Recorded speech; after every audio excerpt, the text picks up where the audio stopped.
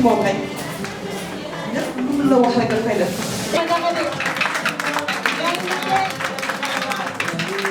Notre cher président Baba Amdi, l'initiateur du mouvement reçu.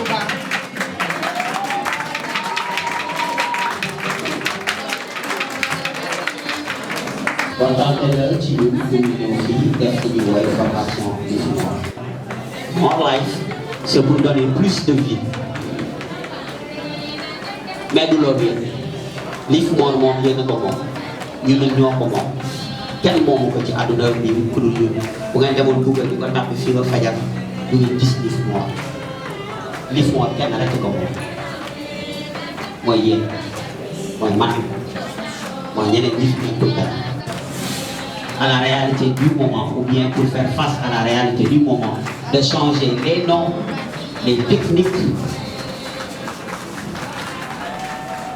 et projets antérieurs. Le plus dur, une bonne partie dañ ko ci daal di soppi pour mën a jànkuwanteel li ñuy wooyee bi feebar bi pare donc kon àdduna xatta bu ñu jógee ci formation bi dafa am li nga xam ne mooy ñetti attestation nit ci nag war ko jàpp bu baax a baax a baax ñetti attestation yi mouvement reçu am na beneen autorité yoo xam ne ñoom dañ koy signé pour gën a dëggal ne yow kat membre bu njëkk bi yaa ngi am 5 points 5 étoiles bi si topp yaa ngi am 4 étoiles bi nga xam ne moo ci ëpp doole bu rouge bi mooy 7 étoiles ñëpp nag ndax bi ñu defee formation bi Dakar ñi am 7 étoiles bëri na teel leen ko wax ngeen comprendre ko dafay am solo pour ngeen mën a concentrer bu baax comprendre lan mooy les chartes donc ñun xaw ñu mat xaw ñu gën a jéem xool lan mooy baax kat définir baax lay def n'oubliez pas que ngeen war a inscrire ci Adama pour vos questions pour ñu mën a xam ndax da ngeen di am 4 5 ou 7 étoiles n'oubliez pas parce que waxtaan bi mën na neex ngeen fàtte ah ok góor ñi def ñu bëggoon may dara. Tonton de venir me rejoindre. Tonton Momo. International. Je suis tonton Momo. man maa leen di recevoir ñoom ñii waa Dakar man maa leen di recevoir. d'accord d'accord léegi. ma leen di réserver nag lu rëy suba li ma leen di réserver dama leen di ñaan de venir ku si nekk si yéen ngeen jël seen 3 personnes yoo xam ne seen kër la dëkk. lan moo ko olof bi di waxee tey lan moo tënk nit ki ak yan valeur la nit ki moom la reçu woote pour que nit yi di ko doxee ak di ko jëfee. Loolu de cette solidarité. Quel micro quoi? C'est peut-être bu fekkee mën naa exprimer wu ci wolof. nga gis sa morom artiste nekk ci benn affaire bon peut-être mënoo koo sax jàppale financièrement mais nga am sa idée wala sa xalaat bu rafet nga yéegal ko loolu rek solidarité la. waaw solidarité maanaam mooy partager lu ñu am ñu bokk di jàppalante suñu biir di yéenante tamit lu baax waaw solidarité lépp la bokk comme tey lu ñu nekkee fi solidarité la parce que bu loolu solidarité bi ñu fi nekk waaw lépp solidarité la moo tax moom maa si lépp solidarité la bokk. Merci Lamine. Ah, et voilà, mouvement aussi. Moi, solidarité, assistance et volontaire. Et aussi, gëm parce que man li ma jàng yëpp lépp lu mën a nekk ci secret Russie sama gis-gis bu ndaw mooy gëm parce que loolu mooy base.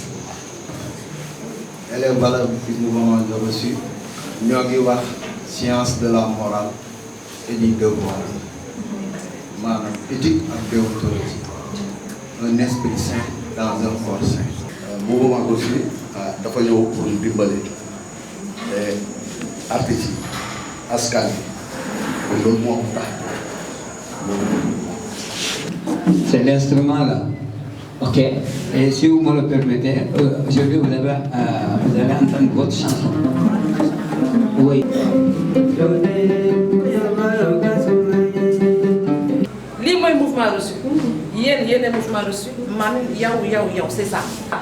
C'est toi c'est moi c'est l'autre c'est voilà c'est ça le mouvement reçu bëggante ndax yàlla rek tax nit ki boo gëmul sa bopp mënoo gëm keneen donc noonu bëggante aimez-vous respectez-vous ñu dem ci kanam liggéey ndax yàlla rek a tax et comme ça on peut avancer ensemble.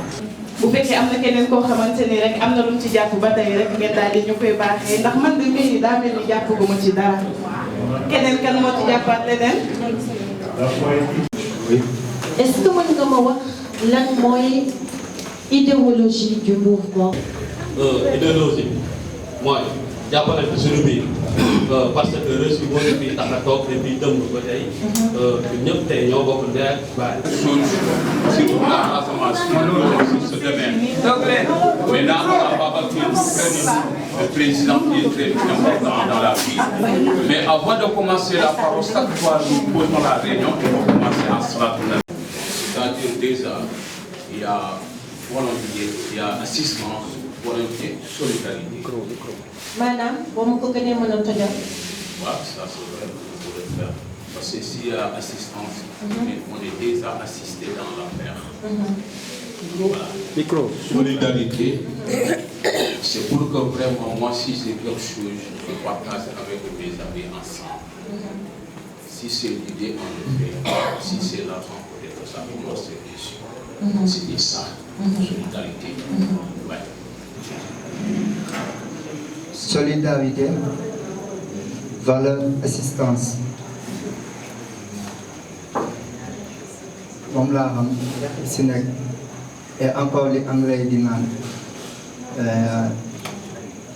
peace and love ñëpp ñu jàppalante bokk benn vibes. L'idéologie du mouvement reçu, c'est la solidarité agissante et volontaire de ses membres. Tu peux me donner des exemples de solidarité agissante? Si, naa la ko jox solidarité mooy ñu jàppalante dimbalante xàccandoo dóorandoo ci kaw nga bëgg ko kenn du la ci forcé kenn du la def loo aussi loo bëggul mooy volontairement. charte ak valeur mooy nekk si aussi bu pare nga des si mooy maanaam avoir les conditions de reçu ba pare nga am respect ci ñi nga xamante ne ñoo créé reçu. La solidarité agissante et volontariste. Est-ce que tu peux développer un peu? Bon, développer, c'est comme les autres produits ici, c'est partager. Par exemple, si nous tous, ok, merci, je me dis, si nous tous ici, par exemple, envoyer quelqu'un, on peut le faire d'autre manière. La manière avec eux aussi, il y a dans notre monde, dans les moments, l'idée de voir un peu dans quand on aide une personne, on peut l'aider autrement, avec des contributions, sans qu'elle ne sache que l'autre a donné peut-être 1000 francs, l'autre 100 000, l'autre 1 million. C'est aussi.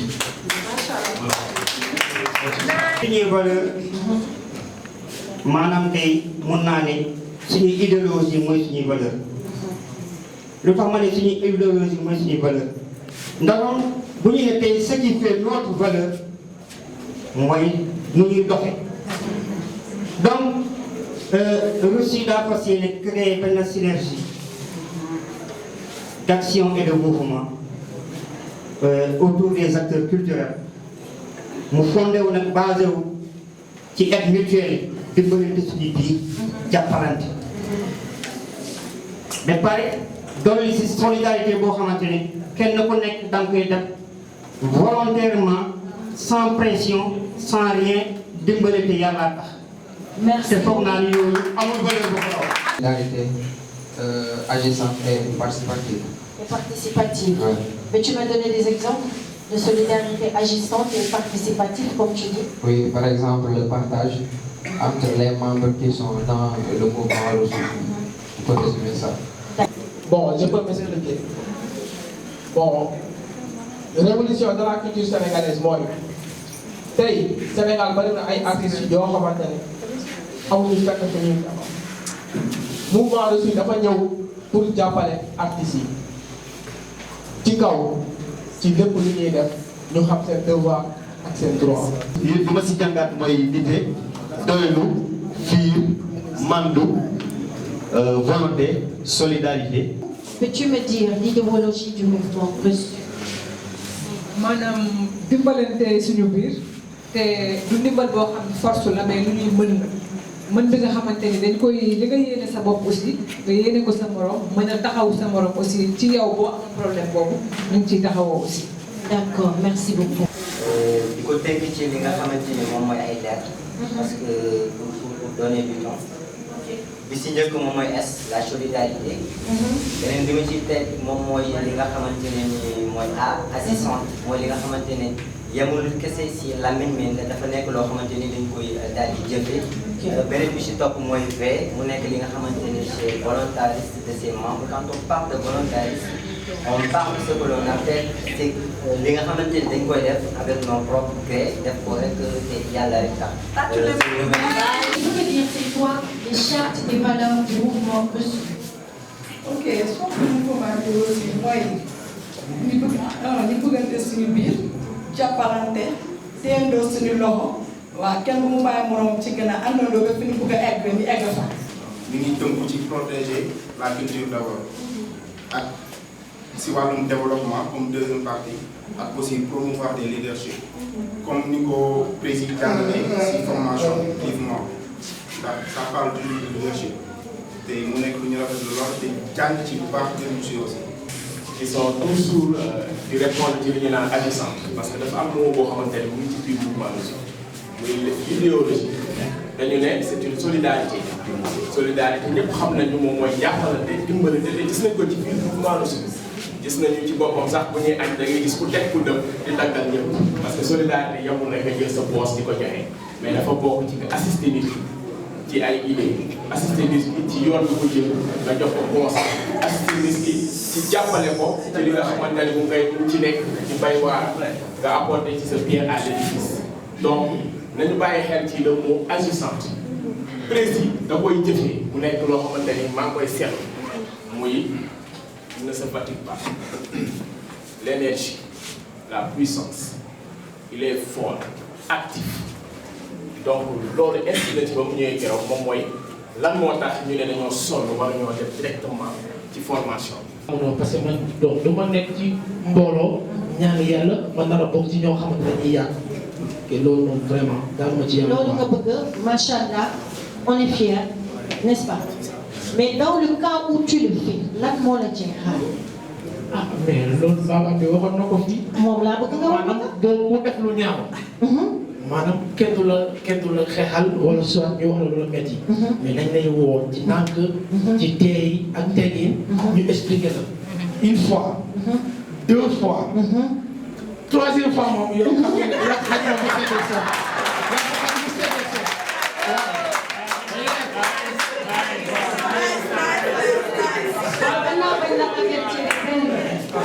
du loolu nga wax yow avertir la ñaari yoon avertir la ñetti yoon lu ca topp. loolu la 3e fois moom yàpp xaj bu seetee soo. yàpp xaj bu seetee soo. maanaam. maanaam dañ lay sanctionné. sanction bi nu muy demee. sanction bi dañ lay génne ci panel bi dañ lay retiré ci panel bi. en attendant ñu mën a xam nan la ñuy régler ci sa situation. bu fekkee que yow carrément yow da ngaa bañ léegi yow da ngaa ne lànk. ah léegi moom du ci mën na loolu dañu laaj bés mi de mini. R&E. Yeah. That means re. That's revolution. Okay. It's a diminutive. You know? And C, U, and S is just culture. La foi, muy gëm. maanaam bu ne la foi boo si jógee es rek orthographe day changer sens day changer yow li nga bëgg wax.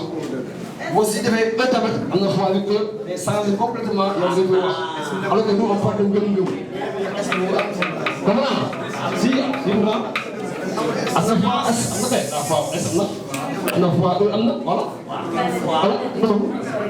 donc bu doon naa insisté loolu quoi donc grosso modo d'une manière ramassée def naa ne loolu laa wax. waaw émission saa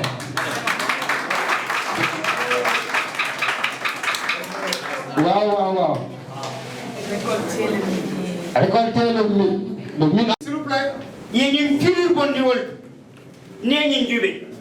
Afele. Yéen ñin no jube. Afele jantu. Yéen ñin jube.